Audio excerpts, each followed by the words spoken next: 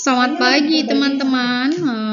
Semoga pagi ini kita dalam keadaan baik, dalam keadaan sehat ya, dan tetap semangat dalam mengikuti pelajaran. Ibu harapkan semua dalam keadaan sehat, tetap jaga kesehatan dan juga salam sehat untuk kita semua ya. Materi pagi hari ini kita akan membahas mengenai tentang konfigurasi file server. Nah, untuk mengenai tentang file server sendiri sudah kita pelajari materinya di minggu kemarin ya. Nah, kita berharap setelah kita mempelajari ini kita bisa mengaplikasikannya nanti di dunia kerja ataupun pada saat kita nanti akan melanjutkan di perguruan tinggi. Nah, selanjutnya Ibu akan membahas bagaimana itu tentang konfigurasinya ya. Silakan disimak teman-teman.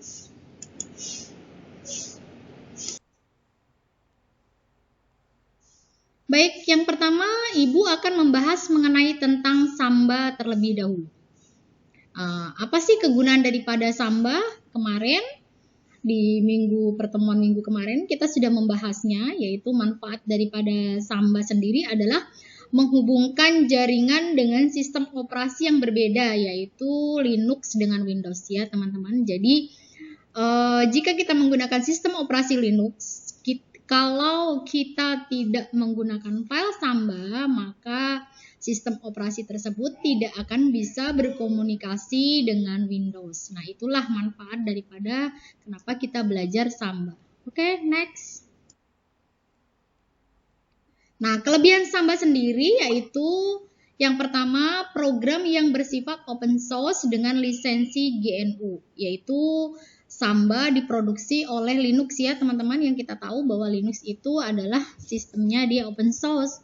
Boleh kita download, boleh kita sebarluaskan, boleh kita istilahnya mengembangkan dari software tersebut. Nah, itulah yang disebut dengan open source. Nah, yang kedua, Samba mampu menjembatani sistem operasi yang berbeda, yaitu Samba bisa berkomunikasi antara sistem operasi yang berbasis Linux dengan Windows. Yang ketiga, Samba mampu mengoptimalkan mesin Linux seperti di primary domain controller ya. Dia juga pekerjaannya hampir sama dengan Windows NT. Yang keempat, Samba dapat digunakan untuk saling berbagi sumber daya. Seperti kita berbagi file dengan menggunakan hard disk, disket maupun perangkat yang lain, dia sudah bisa mendukungnya ya teman-teman. Yang kelima, Samba mampu menangani pembagian sumber daya perangkat. Contohnya kita bisa berbagi printer, tidak hanya di Windows saja, kita di Linux pun kita bisa berbagi printer dengan ketentuan kita sudah menggunakan file Samba. Nah, bisa printer, plotter juga bisa ya. Yang terakhir, Samba mengizinkan komputer Windows untuk mengakses driver yang kita miliki. Jadi, ibarat kata Samba ini bisa menjadi file sharing, seperti itu. Nah, oke, next. Nah, ini adalah konfigurasinya, ya, konfigurasi Samba server atau file server. Yang pertama, kita install dulu Sambanya. Langkah-langkahnya adalah sebagai berikut. Kita ketik apt-get install Samba yang ada di kernel atau terminal. Setelah itu ini adalah tampilan setelah kita ketik apt-get install Samba. Setelah itu kita ketikkan di sini yes atau y. Lalu setelah itu enter. Setelah enter, maka proses instalasi Samba sudah selesai. Langkah selanjutnya kita editing file Sambanya. Bagaimana cara mengedit file Samba? Kita berikan langkah-langkahnya adalah dengan menggunakan editing nano. Boleh teman-teman menggunakan editing selain nano, boleh Vim, Gedit juga silahkan, bebas terserah kalian. Kalau di sini Ibu menggunakan contoh editing filenya menggunakan nano.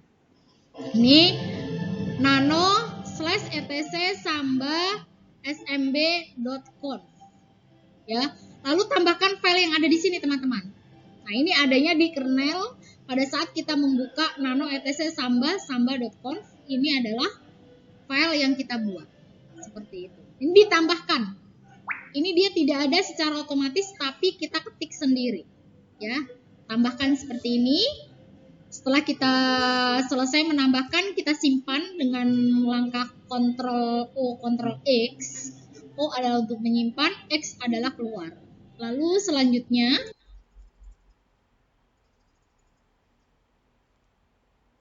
langkah selanjutnya adalah kita membuat user. Caranya adalah add user Samba, ketikkan seperti ini di kernel teman-teman, lalu enter. Setelah itu seperti kalian lihat tampilannya seperti ini. Ini kalian di information correct, kalian ketik Y. Setelah itu masukkan di sini nama usernya apa, ketik saja. Setelah itu kalian enter ya.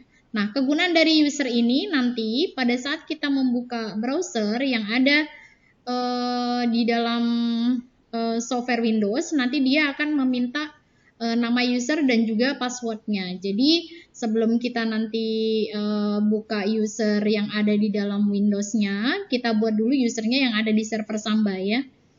Oke, setelah itu kita next.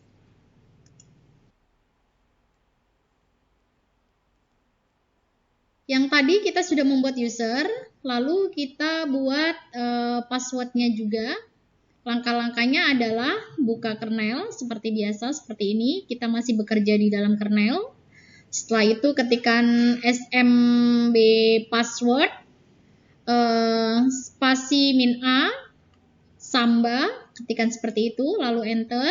Setelah kalian enter, masukkan password di sini. Password jangan sampai lupa, karena yang tahu hanya kita, teman-teman. Nanti ini digunakan untuk membuka password yang ada di dalam menu Windows-nya ya. Nah, kalau sudah selesai membuat user, sekarang kita masukkan password. Lalu setelah itu kita jalankan etc-nya, yaitu dengan cara etc init.d/samba restart. Ini posisinya kita masih ada di dalam root ya, teman-teman.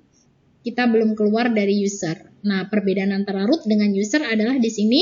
Kalau kita posisinya di root adalah hashtag. Kalau kita posisinya di user, berarti ini masih menggunakan tanda $. Oke, setelah kita jalankan, lalu enter. Lalu selanjutnya adalah kita buat direktorinya dulu, teman-teman. Dengan cara ketikkan masih di kernel, kita kerja dengan kernel, cd home samba seperti ini ya, cd home samba. Setelah itu enter. Setelah enter, kita buat direktorinya dengan mengetikkan mkdir test. Ini maksudnya adalah kita membuat direktori dengan nama tes seperti itu. Kalian tidak harus mengikuti seperti ini, mkdir test tidak, tapi kalian bebas membuat direktorinya seperti apa, silakan. Misalnya kalian membuat mkdir coba boleh, mkdir latihan boleh, bebas ya teman-teman. Cuma di sini Ibu menggunakan contoh dengan menggunakan direktori tes. Nah, setelah itu enter, lalu tampilannya seperti ini. Oke, next. Nah, setelah itu kalian sudah selesai. Setelah selesai, kita buka kliennya di Windows dengan cara kita masuk ke dalam menu run dulu di Windows-nya. Boleh ketik start run atau langsung buka run-nya juga boleh. Setelah itu kita masukkan IP yang ada di server atau IP yang ada di kliennya Windows, bebas.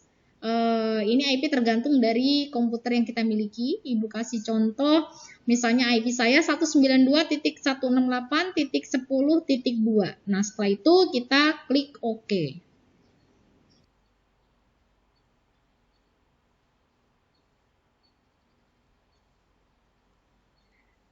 Teman-teman, ini adalah tampilan klien Windows setelah kita masukkan tadi alamat IP-nya, lalu tampilannya seperti ini.